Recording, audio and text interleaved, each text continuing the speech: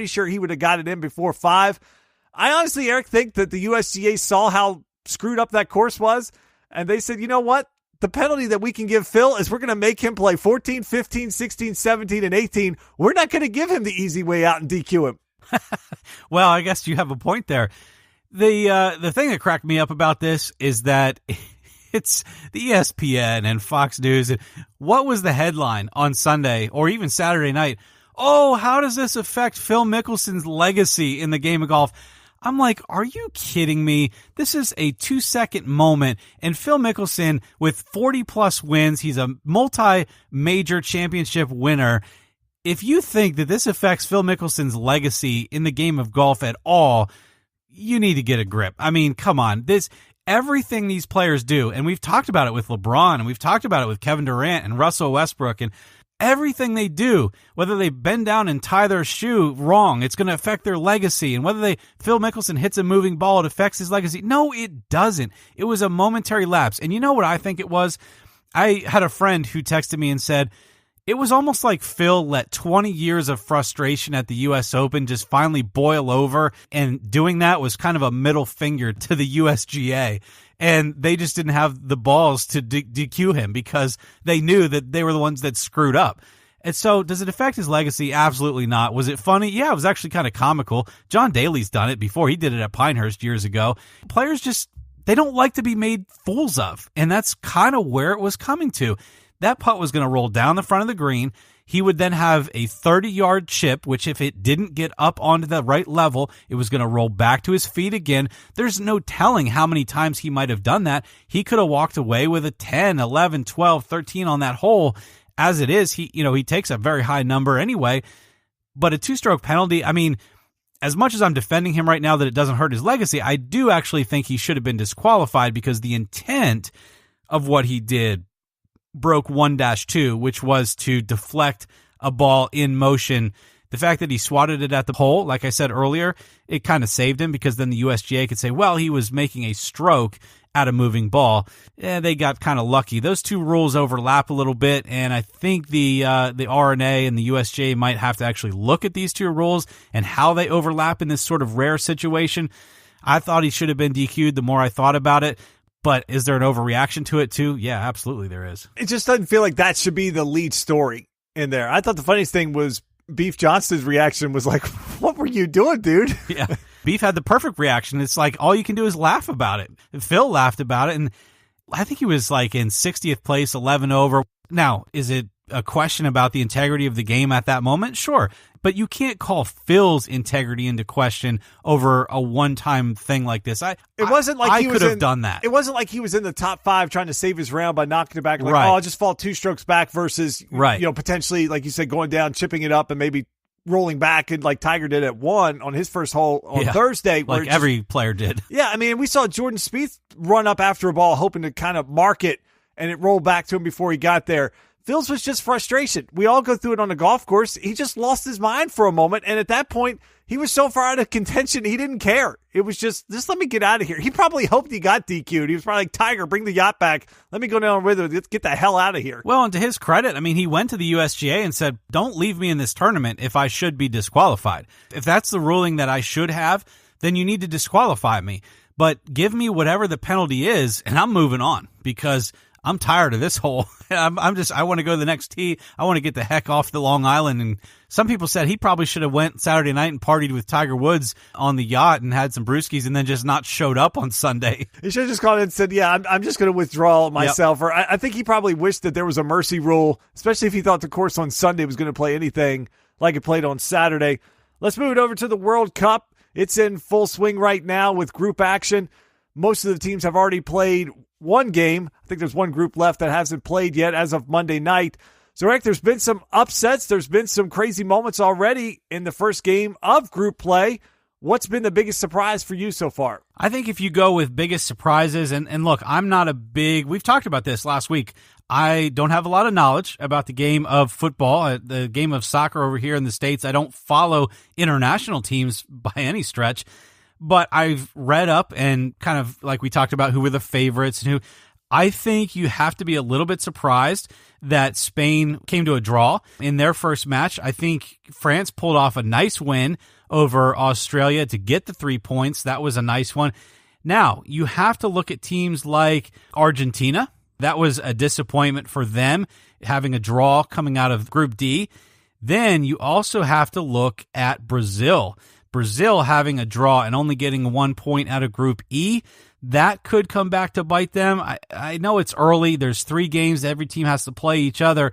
But when you have only 3 games in the group stages, to me, a loss or a draw, and that's kind of where I talked about last week, where soccer actually can be very interesting with this format, because getting 0 points out of a loss or even splitting 1-1 in the points, you each get a point for a draw, that can be crucial. That's why England, when that went to overtime with 4 minutes of stoppage time added and it was 1-1, England and Tunisia, I'm like, man, England just can't afford to get 1 point out of this game. They need to get the 3 points.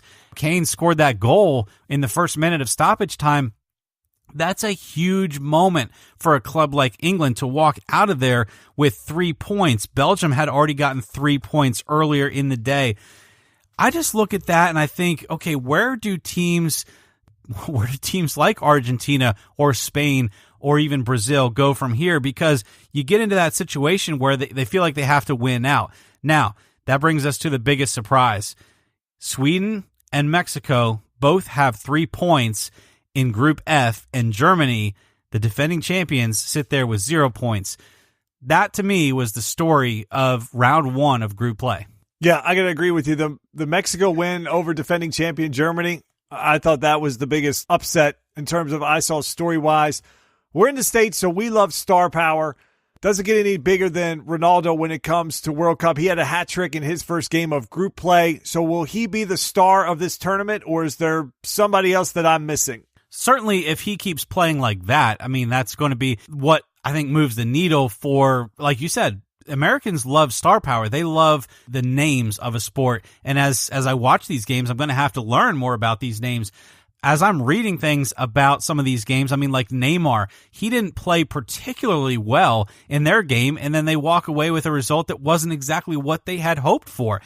But then you look at a team like England, and you had Kane come through in a big moment, and that rises his star power. So soccer, I think, is so important internationally, and there's so much emotion riding on these games that, like you said, when Ronaldo comes out and has a big game like that, or Kane comes out and has a big game, that really moves the needle. Same with Germany, guys who didn't have big games that were supposed to, and then you walk away with 0 points out of your first round in that group. Those names take a little bit of a hit too, right? Yeah, definitely. I mean, I thought just watching Ronaldo in the game and then watching him, just the highlight package, I was watching like an extended version on YouTube, and he just pops off the screen. He reminds me a lot of like a Russell Westbrook, Harden, LeBron type player when you're watching the NBA, of like, they're just better than the other people around them. They can control the game. They can just take it to a different level with just different things that they can do. It's just like when you watch him get on some of those breakaways and just watch his speed and stuff and the way he can bend. I mean, it's kind of incredible. It's unbelievable. And there's just that star power that he has, where I think when you start to get that social media viral type of feel to a player with like, this team is playing, this player is playing, you've got to watch, because again, you don't want to be the one person in your group that's like, sees the tweet come through from 20 different notifications of goal, or that was insane, and you're like, wait, what did I miss? And then you're like searching to find it. I think he's got that kind of quality. Another player in this tournament, Eric, that has that kind of name recognition is Messi from Argentina. He didn't come through, didn't have quite the results that he probably would have hoped, and certainly Argentina would have hoped. Again, talking about the NBA and trying to make sort of the metaphor back to what it means in the States, it's almost like a LeBron or Kevin Durant at the free throw line in a tie game with a chance to win an NBA final game, and they missed the free throw. Messi had a chance with a penalty kick, couldn't get the job done. Do you think that's a mark on his legacy, or is there something he can do in this tournament to sort of, I mean, we know how crazy, I know it's crazy to say for a guy that's had that kind of a career, but we also know soccer fans are pretty merciless. I mean, we were talking last week about some of the things that happen with these soccer fans, Molotov cocktailing stadiums, and here's a guy that misses a penalty kick, and they're in a tie in a matchup that they should have won by all accounts. Yeah, I think that is a good point. And, in some of these international matches, you actually get nervous. There's been stories in past World Cups of, tragic, totally tragic things where teams go home and then some of the players have been murdered even before because their team lost. You never want to think that way. Soccer is such a huge momentary thing. LeBron can have a game where he scores 25 and, fans hate on him for a while, and then he'll have another game where he scores 46 and all is forgotten. Soccer seems to have moments that really leave lasting impressions because the score doesn't constantly change. The games are only 90 minutes, and especially in a World Cup setting, you don't have a lot of time to regroup from something like that. Justin, I don't know a lot about international soccer, as I've said, but I don't know if Iceland is a superpower or not in the world of international soccer. And so that kind of proves my point that out of Group D, if you're Argentina, Croatia already scored 3 points in their win. Then you have Argentina. They needed that 3 points, I think, rather than splitting a point with Iceland. And I just think that's where the group play can get extremely exciting. That actually draws me in. The World Cup format with the group play and then finding out who gets into the 16-team bracket at the end, that's actually pretty darn exciting for me, even if I know nothing about the teams. I can read up on it a little bit and know that, as far as I can tell, Argentina with Messi should have beat Iceland, and that could loom large in that group. And Eric, to your point, the other tough thing about the World Cup is it only comes around every 4 years. So if you don't capitalize when you have opportunity, it's not like the NBA Finals where it's like, all right, we lost game 1 and 2 nights later we'll play game 2 and you can, it's not like J.R. Smith had to wait another 4 years to make up. He had a chance for 3 more games to do that.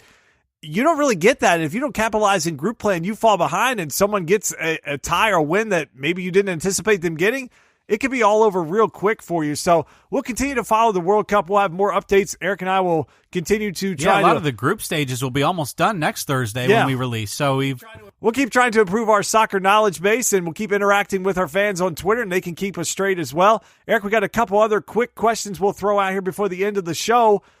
This week, the Monster Energy Cup Series was off, but the Truck Series and the Xfinity Series were at Iowa. I thought they were both really good races all the way throughout. I stayed engaged in both of them. I thought the truck race finish was pretty incredible, kind of like that Carl Edwards race years ago where he bounced it off the wall trying to get the win, something I do in video games all the time when I'm when I'm running that last lap trying to get a win. But it's come up on the NASCAR airwaves and some of the columns has been, does Iowa deserve a cup race? What do you think? Absolutely. I'm going to give you, this isn't an official lightning round, but I'm going to give you a very quick answer. We are tired of the 1.5 mile tracks, even the 1.5 mile tracks that NASCAR feels like they need to go to twice a year, rather than putting tracks like Iowa on the schedule and at least giving us something else to look at. I think NASCAR needs to do more road courses. I think they need to do more short tracks, and they need to do more places like Iowa that can give you a little bit of that speedway, but a little bit of that riding the rails, dragging the right side of the car around the outside of the wall. It was great racing. As we've said before, if the sport doesn't look at things like this and recognize that the fans really gravitate toward that type of racing, they are totally missing the point of what the fans are saying and what the fans are looking for and what might bring eyeballs back to the sport. And as I was following Twitter, a lot of people were talking about it. Matt DiBenedetto, Brad Keselowski, Kevin Harvick, a lot of these other drivers that race in the Monster Energy Cup Series, their eyeballs were watching the racing at Iowa going, why can't we have that kind of fun out here? Absolutely. I agree with everything you said there. And it gets hard because who owns the tracks? Where are you going to take a race from? How are you going to fix the schedule? But why not think about moving an all-star race to a track like Iowa, where you have 3 or 4 different grooves that you could run in, and the guys actually could get up there and pass and rub and bump? Or why not do a summer series and do a midweek race there and just add it on? Why not think outside the box and do something? So it's the monopoly of the France family is the short answer to your question. Why can't they do that stuff? It's because of the monopoly that the Frances have and the fact that they're so disconnected from what the public wants. Thinking of that way, at least you give fans a chance to come out, What if it is just a one-off where you would run it on a Wednesday night in the middle of the summer and, if you filled up the grandstand, you got 35 or 40,000 people out, but you actually had maybe more people that tuned in at home to watch this race or something. There's nothing on in the middle of summer. Anyways, once you get really past the MLB All-Star game here in a couple weeks, there's really nothing that happens till NFL preseason, because at that point, NBA free agency is over, World Cup would be over. There's really nothing going on. Why not capitalize on those moments?